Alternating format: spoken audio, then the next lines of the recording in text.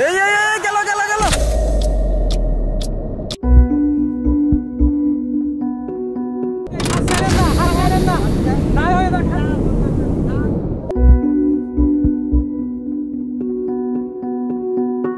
ঝর্ণার রানী খৈয়াছড়া চট্টগ্রাম রেঞ্জের গহীনে লুকিয়ে থাকা এক প্রাকৃতিক বিস্ময়।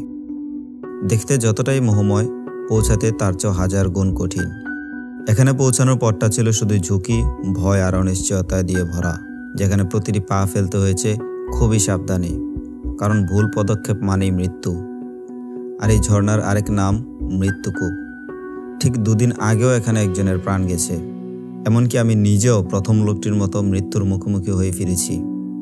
ডুবে গেছে আমার ক্যামেরা, লেন্স এবং ড্রোন।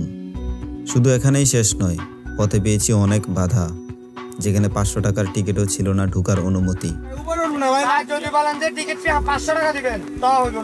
কিন্তু তবুও একটার পর একটা বাধা পেরিয়ে ফ্ল্যাশ ফ্লাডে ভিজে আমরা যখন পৌঁছে যাই ঝর্ণার সামনে, তখন চোখের জল, ক্লান্তি, ভয় সবকিছুই মিলিয়ে যায় এই ঝর্ণার স্রোতের মাঝে। আজকের ভিডিওতে আমি আপনাদের নিয়ে যাব সেই ভয়ঙ্কর সুন্দর অভিযানে, একটা ভ্রমণ যেটা বদলে দিতে পারে আপনার চোখে দেখা ঝর্ণা নামক শব্দটার অর্থ। Welcome to the deadly beauty of Khoiyachora waterfalls. Let the journey begin. চট্টগ্রামের মিরসরাই বাজার থেকে মাত্র 2 কিলোমিটার পূর্বে খৈয়াছড়া ঝর্ণার প্রবেশ পথ। এখানে সিএনজি পাওয়া যায়। চাইলে সামনের 2 কিলোমিটার আপনারা সিএনজিতে করেও যেতে পারেন। এটা কিন্তু হেঁটেও যাওয়া যায়, তবে সাবধান, সিএনজি চালকরা অনেক সময় 4 কিলোমিটার বলতে পারে, কিন্তু এটা জাস্ট 2 কিলোমিটার। সিএনজিতে করে কিছু দূর আসার পরে পড়বে এই রেল ক্রসিং। আপনি লাকি হলে ট্রেনের দেখাও মিলে যেতে পারে।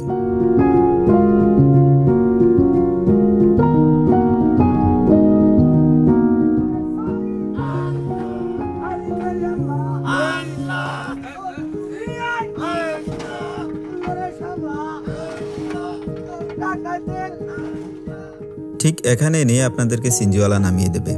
এখান থেকে চাইলে ট্রেলের জন্য দরকারি জিনিসপত্র নিতে পারেন, যেটা সব ট্রেলের প্রবেশ মুখেই থাকে। এগুলো ভাড়া কত? এগুলো 20 টাকা। এগুলো বেশি নাই। লাঠি নিয়ে যাইয়েন, লাঠি লাগবে, শুধু অ্যাংলেটা কাজ হবে না। এখান থেকে এই কালভার্টের উপর দিয়ে আমরা খৈয়াছড়ার দিকে ঢুকে যাই। কালভার্টের পরেও এখানে অনেকগুলো হোটেল রয়েছে, প্লাস দোকানও রয়েছে। চাইলে আপনারা এখান থেকে খাবার অর্ডার করে যেতে পারেন, তবে সামনে কিন্তু খুব একটা ভালো হোটেল নেই। তা আমি মনে করব আপনারা এখানেই খাবার অর্ডার করে যাওয়া ভালো। আমরা এই শাওন হোটেলে খাবার অর্ডার করে গিয়েছিলাম। খাবারের মান ছিল যথেষ্ট ভালো, তবে এখানে যে প্রাইস লিস্ট দেওয়া আছে, আপনারা এখান থেকে দামাদামি করলে অনেকটা কমেও খেতে পারবেন। আমি একটা রুলসকে সবসময় ফলো করি, আর সেটা হচ্ছে the journey is more beautiful then the destination, যার প্রমাণ এই সুন্দর ওয়েদার। ট্রেলের শুরুতে এরকম মনের মতো একটা পরিবেশ পেয়ে গেছি। জাস্ট সুপার একটা পরিবেশ। আজকের ওয়েদার প্লাস লোকেশন সব কিছু just insane.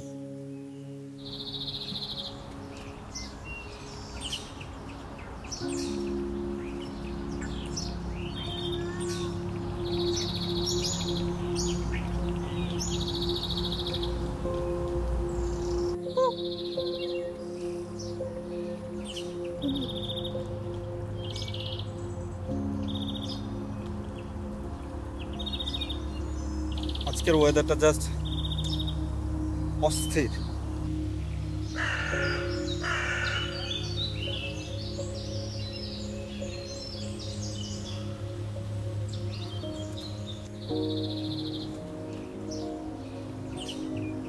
Look at this place, man.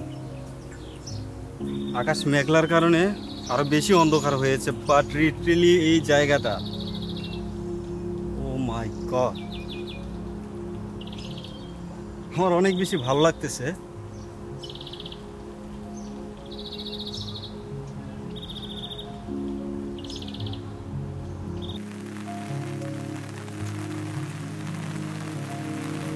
দেখেন ওয়েদারের কথা বলতে বলতে অলরেডি বৃষ্টি শুরু হয়ে গেছে। ছাতা কি দেন না, ছাতা কি দেখেন না? ছাতা কি দেখেন না? আরে কি রে? Look at this.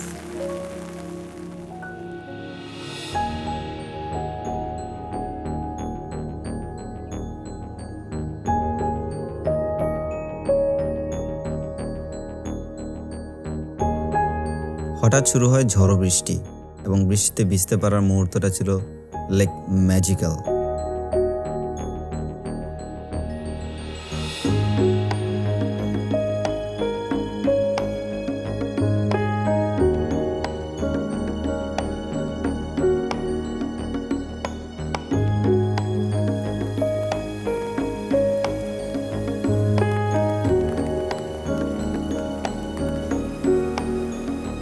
কিন্তু এই ম্যাজিক মোমেন্টটা একসময় রূপ নেয় এক ভয়ঙ্কর অভিজ্ঞতায়।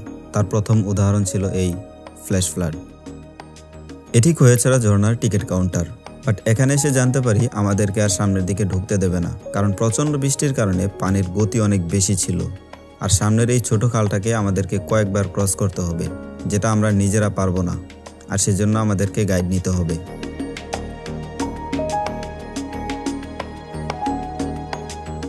আমরা কিছুক্ষণ অপেক্ষা করে কয়েকজন মিলে একজন গাইড নেওয়ার সিদ্ধান্ত নেই, কিন্তু কিছুক্ষণ পর এসে একজন জানায় যে গাইড নিলেও উনি ঢুকতে দেবে না, কারণ পানির স্রোত ছিল অনেক বেশি।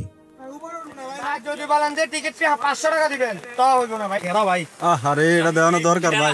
হ্যাঁ কোম্পানি মিয়া বৃষ্টির মধ্যে নাকি এমন পানি হয়ে যায় পাথরগুলো নাকি তখন একেবারে পাথর দেখাই যায় না। আমরা দরকার তো শুধু ভিডিও করবো ভাই, ভাই দরকার নাই। মহিলা ঢুকতে দিয়ে গাইড আছে।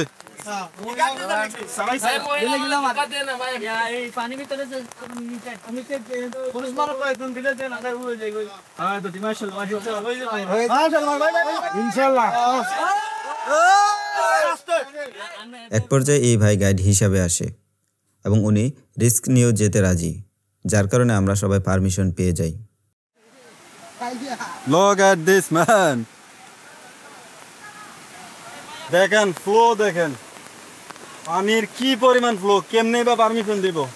তাও যাই হোক, আমাদের গাইডের সাহসিকতার কারণে আমাদেরকে পারমিশন দিছে। এখন দেখি এই যে দেখেন মানুষজন পাড়ি দিচ্ছে। আমি সব জায়গায় আমার সব ট্যুরে আমার একটা প্যারা হয়ে ব্যাগ, কিন্তু ব্যাগ না নিলে তো আমার কিছু করার থাকে না।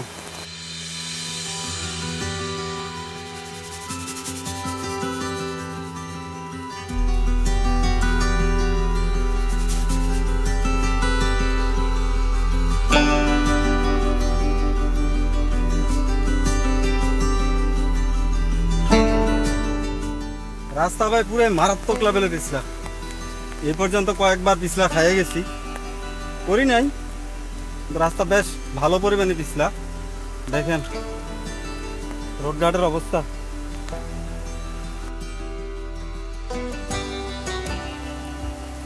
ও ভাই এখানে দেখেন পুরোই হাঁটু সমান পানি। ও ও ভাই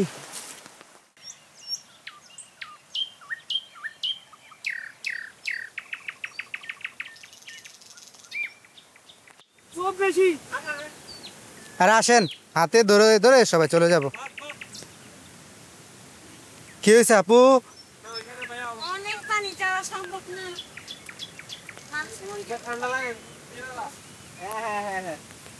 ওই সামনে আসা পড়ছি। হ্যাঁ হ্যাঁ যান যান। অলরেডি ফিরে চলে আসছে।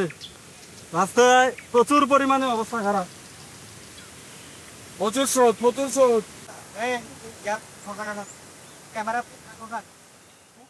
যাওয়ার পথে একের পর এক বাধা আসতেছে, যেন আমি ক্যামেরা ঢুকিয়ে ফেলি, যেটা আমার জন্য অনেক বেশি রিস্ক হতে পারে।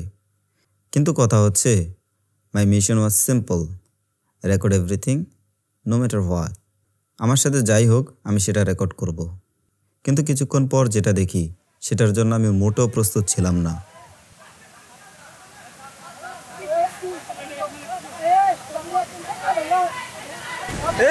গেল গেল গেল।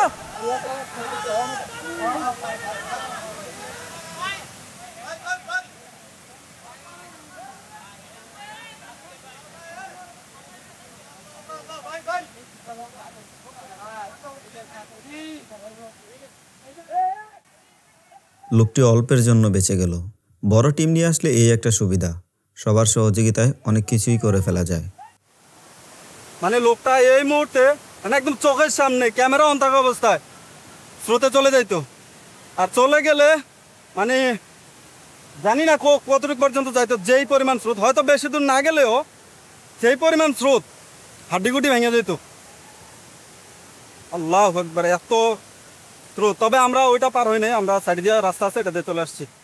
যার মনে আছে ভ্রমণের নেশা, তাকে কি আর বয়স কিংবা এই ফ্ল্যাশ ফ্লাডে আটকে রাখা যায়? তার বাস্তব প্রমাণ হচ্ছে এই আন্টি। ওনাকে দেখে জাস্ট একটা কথাই মনে হচ্ছে, age just a number, chorus defines the spirit. বয়সটা কম হয়নি, কিন্তু সাহসিকতার কাছে হার মানে এরকম ফ্ল্যাশ ফ্লাড। আমি এবারে কইতেছে দিক দিয়ে কথা কইলে মনে না। প্রচুর স্রোত। ধরবেন ধরেন ধরেন ধরেন, সমস্যা নাই, ধরেন।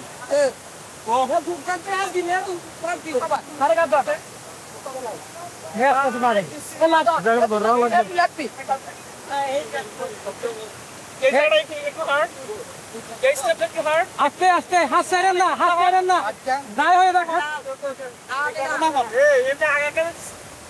একটু গুণা হন, ঠিক আছে? একটু অনেকগুলো ফ্ল্যাশ ফ্লাড পার করে অবশেষে আমরা দেখতে পাই খোয়াছড়া ঝর্ণার প্রথম অংশ।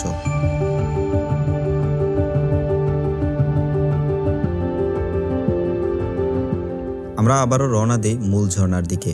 আর সামনের দিকে যতই আগাচ্ছিলাম ততই একের পর এক বিপদ ডেকে আনতেছিলাম, কারণ এই ফ্ল্যাশ ফ্লাডের মধ্যে দিয়ে খাল পার হওয়াটা ছিল অনেক বেশি রিস্ক।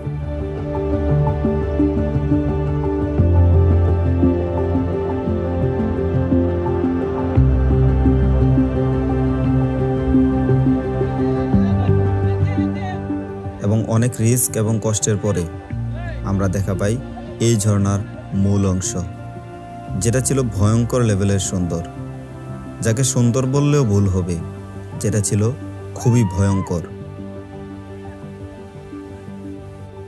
এই যে এখানে উনি সবাইকে পার করতেছে, আমি এখানে পড়ে যাই, আমার ব্যাগ সহ ডুবে যায়। আর গাইড আমাকে বারবার বলতেছিল আমি যেন ক্যামেরা উপরের দিকে করে রাখি, না হয় ক্যামেরা পানিতে ভিজে যাবে। কিন্তু যেই কথা সেই কাজই হলো। আমাকে সামনের দিক থেকে ছিটকে টান দেওয়ার কারণে আমি পড়ে যাই। ক্যামেরাটা যদিও বেঁচে ছিল, কিন্তু আমার ব্যাগটা সম্পূর্ণ পানিতে তলিয়ে যায়, আর যার কারণে আমার ব্যাগের মধ্যে থাকা লেন্স, ড্রোন সহ সব কিছু ভিজে যায়। আমি ব্যাগ সহ পড়ে গেছিলাম, ব্যাগ সহ আমাকে টান দিছে আর আমি পড়ে গেছিলাম। আমি মূলত নর্মালি আসতে পারতাম, টান দিছে, ব্যাগ সহ পড়ে গেছি। দেখেন সব খুলে ভালো রাখছে। এটা ভাই অনেক বেশি ডেঞ্জারাস। লাস্ট রোডের সময় খুবই সাবধান, খুবই সাবধান। তবে এই জায়গাটা পার হওয়ার পরে আমার একটা জিনিস খুব ভালোভাবে শিক্ষা হয়েছে, গাইড ছাড়া কখনো ফ্ল্যাশ ফ্লাডের রিস্ক নেবেন না প্লিজ। তো যার জন্য এত কষ্ট করে এখানে আসা, তার একটু ভয়ঙ্কর রূপটা এনজয় করেন।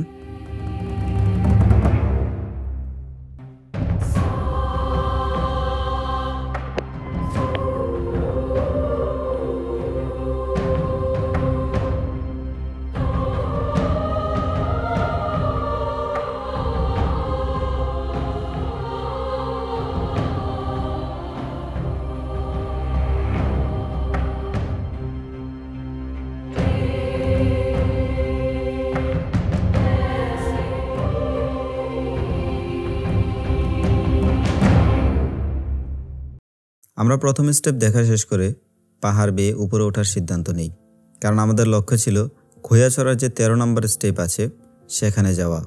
আর পাহাড়ের পথটা ছিল অনেক বেশি খারাপ এবং পিছলা, যেটা আমাদের জন্য অনেক বেশি রিস্ক হয়ে যায়। আপনি যদি রিস্ক না নিতে চান তাহলে এই ঝর্ণার যে নিচের অংশ আছে সেটা দেখেন, সেটা দেখে এনজয় করে নিচে থেকে চলে যান, যেটা করেছিল আমাদের সাথে থাকা সবাই। কিন্তু আমরা উপরে ওঠার সিদ্ধান্ত নেই। দেখতেই পারতেছেন রাস্তা কি পরিমাণ খারাপ। তবে এখানে একটা সুবিধা হলো, এখানে রশি দেওয়া আছে, আর এই রশি ধরে উপরে উঠতে অনেক বেশি হেল্প করে।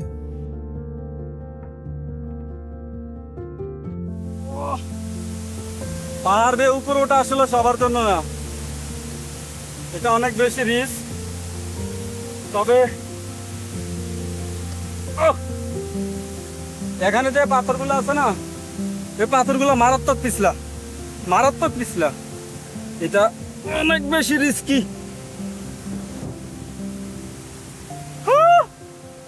And this, look at this man, যেটা নিচ থেকে দেখছিলাম ড্রোনের মাধ্যমে, বিউটিফুল। আর আজকের এত পরিমাণে পানির ফ্লো,